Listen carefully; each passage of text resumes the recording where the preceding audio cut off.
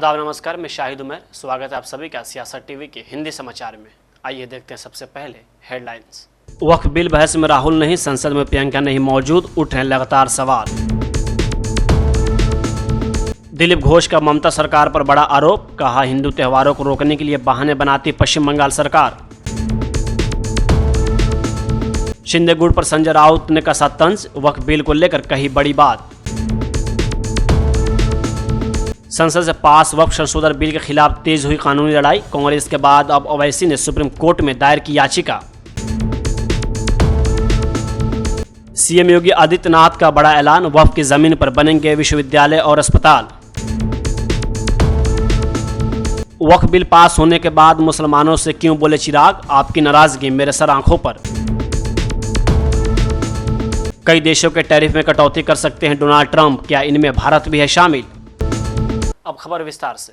बुधवार को जब लोकसभा में वक्फ संशोधन विधेयक पर चर्चा हो रही थी, तब विपक्ष के नेता राहुल गांधी ने ट्वीट करके विधेयक को मुसलमानों को हाशिए पर धकेलने के उद्देश्य से बनाया गया हथियार बताया, लेकिन उम्मीदों के विपरीत उन्होंने सदन में विधेयक पर बोलने से मना कर दिया। गुरुवार को जब यह विधेयक राज्यसभा में आया तो सदन में राहुल गांधी के समक्ष मल्लिकार्जुन खड़गे ने संसद को संबोधित करते हुए सरकार की कड़ी आलोचना की। वहीं अब राहुल गांधी का संसद में विधेयक पर न बोलने का फैसला, साथ उनकी बहन और वायनाड से सांसद प्रियंका गांधी वाड्रा की चर्चा के दौरान सदन में मौजूद न होने पर लगातार सवाल खड़े किए जा रहे हैं। राहुल गांधी ने अपने पोस्ट में लिखा है कि मैंने पहले ही कहा था कि वक्फ बिल सिर्फ मुसलमानों को नहीं बल्कि बाकी धर्मों को भी निशाना बनाने का रास्ता बन सकता है। अब आरएसएस ने ईसाई समुदाय पर भी ध्यान देना शुरू कर दिया है। ऐसे समय में हमारा संविधान ही है जो हमें ऐसे हमलों से बचा सकता है और उसे बचाना हम सबकी जिम्मेदारी है। इससे पहले भी राहुल गांधी ने एक और पोस्ट में इस विधेयक की आलोचना की थी। उन्होंने कहा था कि ये बिल मुसलमानों को कमजोर करने और उनकी संपत्ति और धार्मिक अधिकार छीनने की कोशिश है। ये संविधान और उसमें दिए गए धार्मिक आजादी के अधिकार अनुच्छेद 25 पर सीधा हमला है। कांग्रेस नेता ने कहा है कि कांग्रेस इस कानून का जोरदार विरोध करती है क्योंकि ये भारत की एकता और लोकतंत्र के खिलाफ है। अगर आप चाहें तो इसे छोटे बिंदुओं में या सोशल मीडिया के लिए भी ढाल सकता हूं। साथ ही आपको बता दें कि राहुल गांधी समेत कई विपक्षी नेता इस समय सरकार को घेरने की कोशिश कर रहे हैं और इस बिल को मुसलमानों के खिलाफ बता रहे हैं। वहीं सरकार का मानना है कि इस विधेयक के लागू होने से गरीब और पिछड़े लोगों को न्याय मिलेगा और उनका हक भी उनसे नहीं छीना जाएगा। कलकत्ता हाई कोर्ट ने पश्चिम बंगाल में हिंदू संगठनों को कुछ शर्तों के साथ रामनवमी के दिन जुलूस निकालने की अनुमति दी है। इस मुद्दे पर भाजपा नेता दिलीप घोष की प्रतिक्रिया सामने आई है। उन्होंने कहा कि पुलिस और प्रशासन जब मौजूद होते हैं तो हिंदू त्योहारों के दौरान समस्याएं क्यों पैदा होती हैं। यहाँ की सरकार और पुलिस हमें इजाज़त नहीं देती। रामनवमी का जुलूस हिंदू समुदाय के रीति रिवाजों के अनुसार निकाला जाएगा। शांतिपूर्ण आचरण बनाए रखना, कोई बाधा उत्पन्न न करना पुलिस की जिम्मेदारी है। हम बार बार बोलते हैं बंगाल में कोई भी प्रोग्राम करता है, पॉलिटिकल हो चाहे धार्मिक हो, कोर्ट से परमिशन लेना पड़ता है। यहाँ की सरकार पुलिस परमिशन नहीं देता है। इसलिए रामनवमी के जो प्रोग्राम है, पूजा है, शोभा यात्रा है, वो हिंदू समाज अपना ट्रेडिशन के अनुसार करेगा। पुलिस का जिम्मेदारी उसमें और शांतिपूर्वक अनुष्ठान उसको देखना है, व्यवधान नहीं डालना है। पुलिस जानबूझकर गड़बड़ करता है और आगे कोर्ट में जाता है कि बोले देखो वहां तो गड़बड़ हुआ था, नहीं मिलना चाहिए। अच्छा है, न्यायाधीश ने बोला है कि अगर दुर्गा पूजा में कभी गड़बड़ हो जाए अगले बार से पूजा बंद हो जाएगा क्या? ऐसा निकम्मा पुलिस देश में कहीं नहीं है। अभी पूजा हमारा रामनवमी में जुलूस नहीं निकले इसलिए जगह जगह दंगा फसाद कराया जा रहा है और उसी को बहाना लेके पुलिस रोकने का प्रयास कर रहा है। हिंदू समाज का अधिकार है अपने ढंग से पूजा अनुष्ठान मनाने का, उसी अनुसार मनाएगा। पुलिस का शांति रक्षा करना है वो करेगा। कांग्रेस अध्यक्ष मल्लिकार्जुन खड़गे, पूर्व अध्यक्ष राहुल गांधी और पार्टी के कई बड़े नेताओं ने पूर्व उप प्रधानमंत्री बाबू जगजीवन राम की जयंती पर आज उन्हें श्रद्धांजलि दी। खड़गे, राहुल गांधी और पार्टी के नेताओं ने बाबू जगजीवन राम की समाधि स्थल पर पहुंचकर पुष्प अर्पित किए। इस दौरान उनकी पुत्री और लोकसभा के पूर्व अध्यक्ष मीरा कुमार भी उपस्थित थी। बाबू जगजीवन राम की जयंती समता दिवस के रूप में मनाई जाती है। खड़गे ने कहा, समता के महानायक बाबूजी समाज के कमजोर, शोषित एवं पिछड़े वर्गों के उत्थान एवं उनके न्याय के लिए निस्वार्थ भाव से संघर्षरत रहे और उन्होंने संसदीय लोकतंत्र की मजबूती के लिए अविस्मरणीय योगदान दिया। कांग्रेस पार्टी में पूरी अपना जीवन बिताया और दलित, पिछड़े, अति पिछड़े लोगों के लिए उन्होंने अपना पूरा जो है अपने ये समर्पित किया।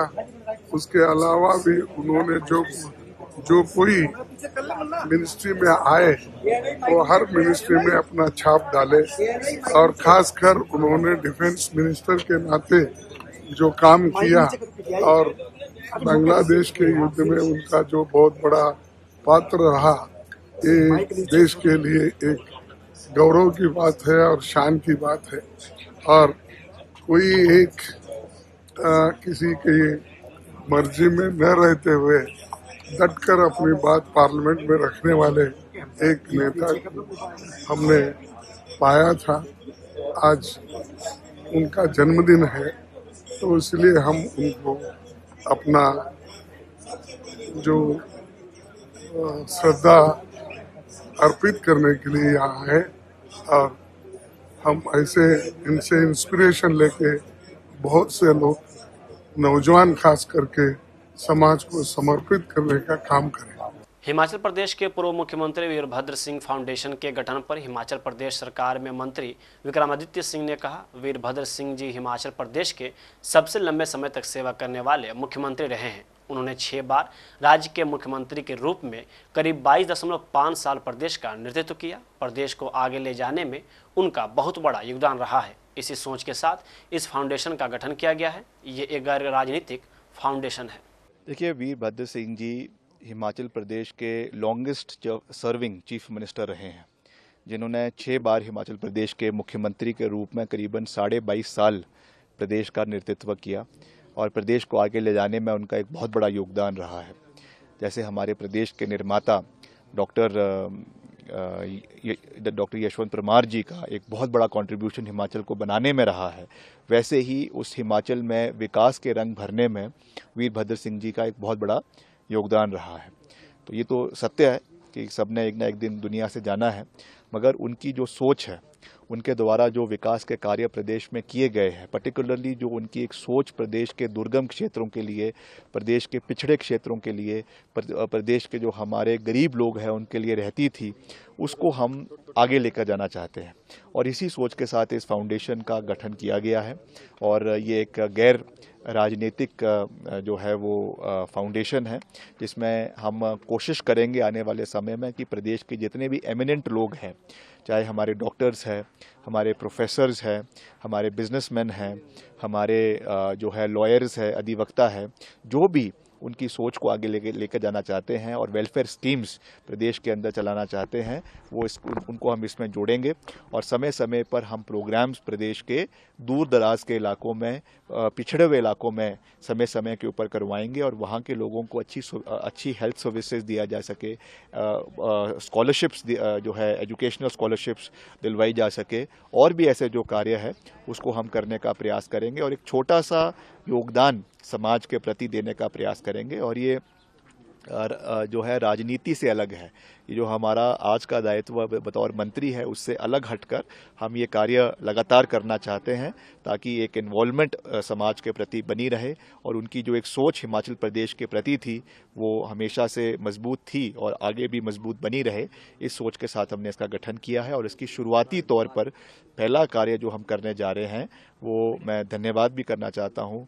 संजय राउत ने एक बार फिर शिवसेना शिंदे गुट पर हमला बोला है। उद्धव ठाकरे के सांसदों पर दबाव बनाए जाने के सवाल पर उन्होंने कहा कि ऐसा कौन कह रहा है। एकनाथ शिंदे गुट के जो लोग हैं वो डरपोक हैं, उन्हें डरा धमकाकर पार्टी छोड़ने के लिए मजबूर किया गया है। वे आज भी डरे हुए हैं। आप उनके बॉडी लैंग्वेज देखो, वे हमेशा डरे रहते हैं, सोचते रहते हैं कि क्या होगा क्या नहीं होगा।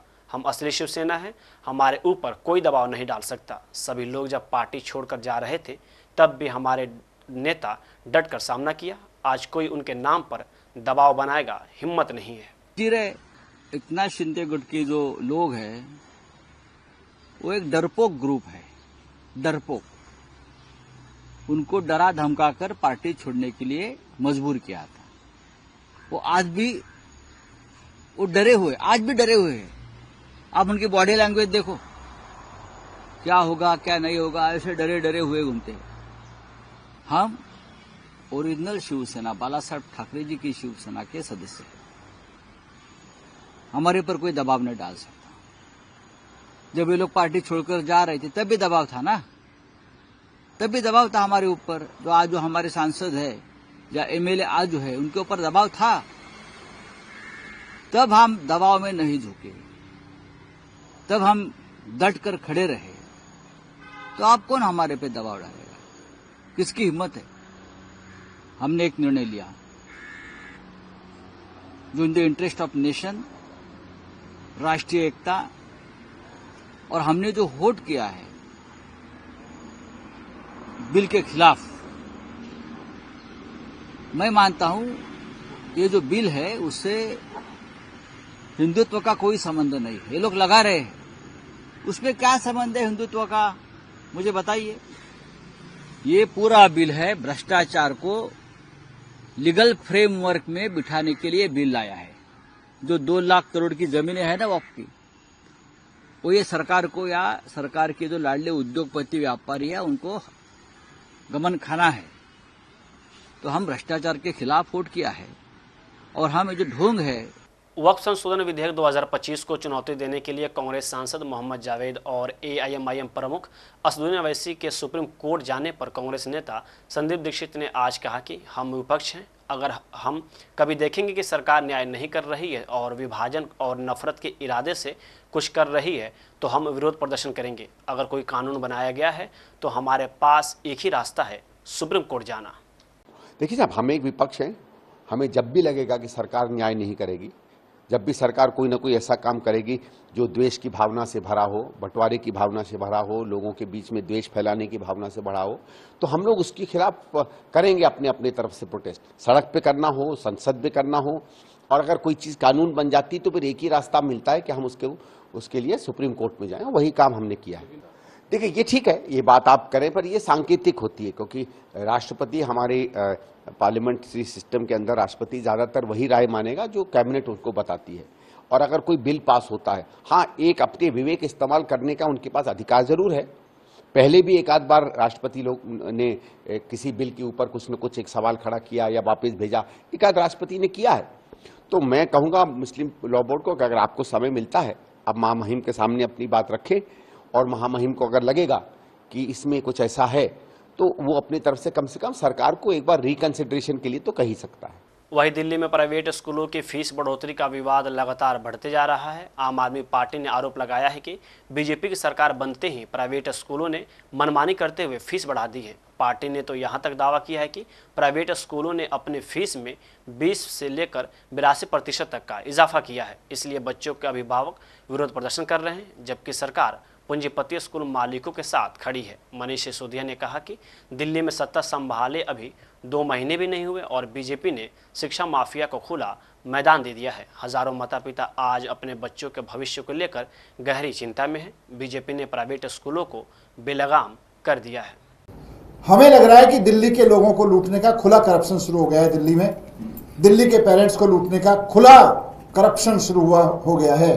दिल्ली के लोगों की जेब पे डाका डालने के ये खुलेआम काम हो रहा है। भारतीय जनता पार्टी की सरकार इस काम को करा रही है। ये लोगों के पेरेंट्स के जिनके बच्चे पढ़ रहे हैं, नौकरी पेशा लोग बड़ी मुश्किल से अपनी सैलरी से बचा बचा के फीस देते हैं। हर महीने उनसे 30-30, 40-40%, 10-10% की लूट बढ़ा देना, ये करप्शन है, करप्शन है, करप्शन है। और मैं कहूँगा कि इसकी सीबीआई जांच होनी चाहिए। दिल्ली के लोगों की इस बड़े पैमाने पर लूट, दिल्ली के पेरेंट्स की एजुकेशन माफिया द्वारा इतने बड़े पैमाने पर लूट सरकारी मिलीभगत के नहीं हो सकती है। इसमें से कितना हिस्सा दिल्ली सरकार के मंत्रियों को मिल रहा है, इसकी सीबीआई जांच होनी चाहिए। इस बात की जांच होनी चाहिए कि जिन स्कूलों को इतने लंबे समय से केजरीवाल जी की सरकार ने फीस बढ़ाने से रोक रखा था, अचानक उनको इतनी खुली छूट किस दबाव में, किस लेन देन में, किस योजना के तहत दे दी दिल्ली सरकार ने, किस साजिश के तहत दे दी दिल्ली सरकार ने। मैं इसमें सीबीआई जांच की मांग करता हूं। संसद में पारित वक्फ संशोधन विधेयक पर यूपी के सीएम योगी आदित्यनाथ ने आज कहा कि अब वक्फ बोर्ड के नाम पर कोई जमीन नहीं लूट सकता। सार्वजनिक संपत्ति और राजस्व भूमि का उपयोग अब स्कूल, कॉलेज, अस्पताल या गरीबों के लिए आवास बनाने के लिए किया जाएगा। मैं इसके लिए प्रधानमंत्री मोदी और केंद्रीय गृह मंत्री अमित शाह को धन्यवाद देता हूं, क्योंकि उत्तर प्रदेश में भी वक्फ बोर्ड के नाम पर लाखों एकड़ जमीन पर अवैध कब्ज कर लिया गया है। यह कुछ लोगों के लिए लूट का जरिया बन गया है। परसों ही देश की संसद में वक्फ बोर्ड संशोधन अधिनियम पारित किया है। अब वक्फ बोर्ड के नाम पर जमीनों पर कोई डकैती नहीं डाल सकता है, लूट खसोट नहीं हो सकती है, चौराहे की जमीनों पर कोई कब्जा नहीं कर सकता है। अब सार्वजनिक संपत्ति जो भी होगी, जो राजस्व की भूमि होगी, उसका उपयोग विद्यालय बनाने में, चिकित्सालय बनाने में, कॉलेज बनाने में, मेडिकल कॉलेज बनाने में, ऐसे बैराज बनाने में, गरीबों के लिए आवास बनाने में ही उसका उपयोग होगा। किसी बोर्ड के नाम पर लूट खसोट हमेशा के लिए लगाम लगाने का काम किया है। वक्फ बोर्ड संशोधन अधिनियम पारित होने के कारण अब ये मनमानेपन पर लगाम लगेगी। मैं इसके लिए प्रधानमंत्री मोदी जी का, गृह मंत्री अमित शाह जी का हृदय से आभार व्यक्त करता हूं, क्योंकि उत्तर प्रदेश में भी लाखों एकड़ लैंड वक्फ बोर्ड के नाम पर नाजायज तरीके से कब्जा करने का काम हुआ था। इसमें किसी गरीब का कल्याण नहीं हो रहा था, चंद लोगों के लिए लूट का एक माध्यम बन गया था। इस लूट पर अब लगाम लगेगी, सख्ती से लगाम लगेगी, और उसी लगाम के क्रम में आज हम सब आपके बीच यहां पर आए हैं। सपा के मुखिया और सांसद अखिलेश यादव ने आज कहा कि सबसे बड़ी माफिया पार्टी भाजपा है। भाजपा से ज़्यादा ज़मीन किसी ने नहीं हड़पी। केवल गोरखपुर, अयोध्या, कानपुर और लखनऊ के रजिस्ट्रियों की जांच कर ले। यहाँ सरकारी ज़मीन, तालाब और भी कई चीज़ें कई तरीक़ों से छीनी गई हैं। गोरखपुर में आज ज़मीन को लेकर गोली चली। सुप्रीम कोर्ट और हाई कोर्ट ने न जाने कितनी बार बुलडोजर को अमानवीय कहा है। सबसे ज़्यादा भूमाफियागिरी गोरखपुर और अयोध्या में हुई है। देखिए, सबसे बड़ी भू माफिया पार्टी अगर कोई है, भारतीय जनता पार्टी है। भारतीय जनता पार्टी से ज्यादा जमीन किसी ने नहीं हड़पी। आप केवल गोरखपुर, अयोध्या, कानपुर और लखनऊ, इन 4 जिलों की रजिस्ट्रियों की जांच कर लें। सरकारी जमीन हो, तालाब हो, विवादित हो, या अपने पुलिस के प्रभाव से या और किसी के प्रभाव से जमीन छीनी जाती, तो सबसे ज्यादा छीनी गई है। और गोरखपुर, आज एक थार पे गोली चली है किसी गांव में लेकर के, आज खबर है। किसी गाड़ी में गांव वालों कोई विवाद था जमीन को लेकर के, और जो अनन्या आज बेघर है इस परिवार को, और जिसमें सुप्रीम कोर्ट तक ने ऑब्जर्व किया कि इतना इनह्यूमन एक्ट हुआ, इनह्यूमन एक्ट, और सुप्रीम कोर्ट, हाई कोर्ट ने न जाने कितनी बार बुलडोजर को इनह्यूमन बोला कि ये काम करने का तरीका नहीं हो सकता है। महाराजगंज के में ही एक पत्रकार के घर को जब उजाड़ा गया, तोड़ा गया, उस समय सोचिए सुप्रीम कोर्ट ने क्या कहा, उन अधिकारियों के खिलाफ कार्रवाई हो और मुआवजा दिया जाए उसको। सोचिए आप। और सबसे ज्यादा जमीन भूमाफियागिरी अगर कहीं हुई है तो गोरखपुर में हुई है, अयोध्या में हुई है। कुछ मिनटों में कितना मुनाफा। आप आज पत्रकार हैं, अगर जानना चाहें कि रजिस्ट्रियां किसकी हुई हैं, एक भी अयोध्या की रजिस्ट्री आप नहीं पा सकते हैं, क्योंकि सब भारतीय जनता पार्टी के लोग मुनाफा कमा लिए। वक्फ संशोधन बिल को नीतीश कुमार की पार्टी जेडीयू ने भी समर्थन दिया था, जिसके बाद विरोध जताते हुए जेडीयू से कई नेताओं ने इस्तीफा दे दिया है। वक्फ बिल के मसले पर पार्टी से इस्तीफा देने वालों के बारे में कहा गया है कि सभी वरिष्ठ हैं। अब जेडीयू ने इस पर अपनी प्रतिक्रिया दी है। जेडीयू के राष्ट्रीय प्रवक्ता राजीव रंजन प्रसाद ने पार्टी छोड़ने वाले नेताओं में शामिल मोहम्मद कासिम अंसारी के बारे में कहा कि वो साल 2020 में एमआईएम के टिकट पर बिहार विधानसभा का चुनाव लड़े थे। जेडीयू प्रवक्ता ने कहा कि साजिश के तहत कहा जा रहा है कि वक्फ बिल का समर्थन करने की वजह से जेडीयू से अल्पसंख्यक खुश नहीं है। देखिए, इनमें पार्टी का तो कोई नेता नहीं है, मैंने ऑन रिकॉर्ड पहले भी कहा है। और कल केंद्रीय मंत्री ललन सिंह जी ने, पार्टी के राष्ट्रीय कार्यकारी अध्यक्ष संजय झा जी ने, और मैंने स्वयं पिछले 48 घंटे में कई अवसरों पर यह कहा कि जो नाम जनता दल यूनाइटेड के साथ होने का दावा कर रहे हैं, इनमें पार्टी के सांगठनिक ढांचे में कोई भी व्यक्ति नहीं है। जिस कासिम अंसारी के नाम को लेकर के इतनी सारी बातें कही गई, वो दरअसल AIMM के टिकट पर 2020 का चुनाव लड़े, 499 वोट मिले। वो कहाँ हैं, किस दल में हैं, ये किसी को जानकारी नहीं है। और कुछ अन्य नाम भी है। एक नाम जो सुर्खियां बटोर रहा है वो जन सुराज के कार्यक्रम में देखा गया। तो ये एक सुनियोजित साजिश कहीं ना कहीं रची जा रही है कि जनता दल यूनाइटेड में अल्पसंख्यक संतुष्ट नहीं है। दरअसल ऐसा नहीं है। देखिए, नीतीश कुमार जी अल्पसंख्यक हितों की गारंटी हैं।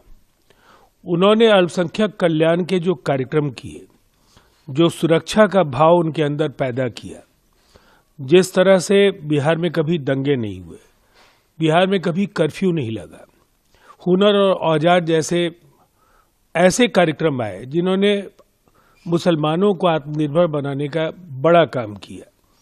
जिलों में जो मल्टीपर्पस बिल्डिंग्स बन रहे हैं, जिस तरह से आवासीय विद्यालय बन रहे हैं, मुसलमानों के तबके में खासा उत्साह और नीतीश कुमार जी को लेकर। वही कांग्रेस सांसद मोहम्मद जावेद और MIM प्रमुख असदुद्दीन ओवैसी द्वारा वक्फ संशोधन विधेयक 2025 को चुनौती देने के लिए सुप्रीम कोर्ट जाने पर बिहार के उप मुख्यमंत्री विजय कुमार सिन्हा ने कहा, जब कोई लोकतंत्र के सबसे बड़े मंदिर लोकसभा में उचित चर्चा और मतदान के बाद लिए गए निर्णय पर सवाल उठाता है तो क्या ऐसे लोगों को अब सदन में बैठने का अधिकार है? ऐसे लोग कोर्ट जाकर सदन की गरिमा को धूमिल करते हैं। वे लोकतंत्र में विश्वास नहीं करते हैं, वे संविधान विरोधी हैं। न्यायालय भी संविधान का ही अंग है, संवैधानिक संस्था है, सभी स्वतंत्र हैं।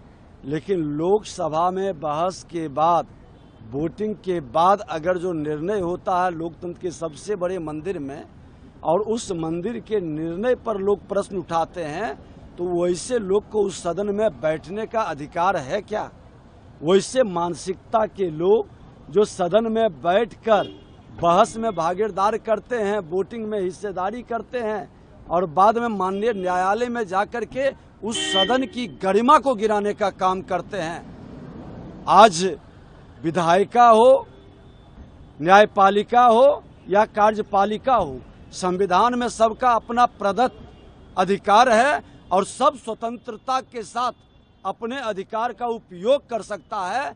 लेकिन ऐसे कहीं न कहीं संकुचित मानसिकता के जो अपने हिसाब से अपनी निर्णय कराना चाहते हैं, वो विधायिका को बार बार कलंकित करते हैं। ऐसे मानसिकता के लोग लोकतंत्र में विश्वास नहीं है, ये संविधान विरोधी लोग हैं। वक्फ संशोधन बिल का समर्थन करने के बाद चिराग पासवान की लगातार आलोचना हो रही है। वह इसी बीच उन्होंने कहा कि मैं मुसलमान समाज के हर व्यक्ति से कहना चाहता हूं कि आपकी नाराजगी मेरे सर आंखों पर, लेकिन हकीकत है कि मेरे नेता रामविलास पासवान ने भी हमेशा समर्पण भाव से सामाजिक न्याय की लड़ाई लड़ने का काम किया था। चिराग पासवान ने कहा, जब भी एनडीए सरकार कोई कानून, विधेयक या संशोधन लेकर आई है जिससे कमजोर वर्गों को मुख्य धारा में शामिल होने में मदद मिलती है, विपक्षी ने हमेशा इसे लेकर लोगों को गुमराह किया है। विपक्ष ने हमेशा से जब एनडीए की सरकार कोई भी ऐसे कानून को लेकर आई है या ऐसे बिल लेकर आई है या ऐसे संशोधन लेकर आई है जिसने समाज के गरीब वर्ग को मुख्य धारा के साथ जोड़ने का कार्य किया, विपक्ष ने हमेशा इसको लेकर भ्रम फैलाने का काम किया, फॉल्स नैरेटिव सेट करना। विपक्ष ने हमेशा इस कार्य को करने का काम किया है। जितने भी दल हैं, इन लोगों ने जनता के बीच जाकर भ्रम फैलाना, झूठ बोलना, फॉल्स नैरेटिव सेट करना, निरंतरता में ये काम जितने भी विपक्ष के घटक दल हैं उनके द्वारा किया गया। उदाहरण के तौर पर जब सीएए भी आया था, उस वक्त भी जितने भी विपक्ष के घटक दल हैं उन्होंने सीएए को लेकर भ्रम फैलाने का काम किया, जनता के बीच एक आगजनी का माहौल निरंतरता में महीनों तक बना के रखा। उस वक्त भी मैंने सदन के पटल में कहा था कि हाथ कंगन को आरसी किया, आने वाले दिनों में अपने आप पता चल जाएगा कि इससे किसकी नागरिकता गई। सीए एक ऐसा कानून था जहां पे उन देशों में रह रहे अल्पसंख्यक लोगों को नागरिकता देने वाला वो कानून था, और इन्होंने उसको नागरिकता छीनने वाला कानून बताकर अल्पसंख्यक समाज, खास तौर पर मुसलमानों के बीच जाकर ये भ्रम फैलाया कि अगर सीए आ गया तो आप लोगों की नागरिकता छीन ली जाएगी। लंबे समय तक झूठ बोलने का काम किया, परिणाम स्वरूप देश भर में एक डर भय का माहौल बना रहा। आज मुझे बताइए कौन से मुसलमान भाई की नागरिकता छीन ली गई?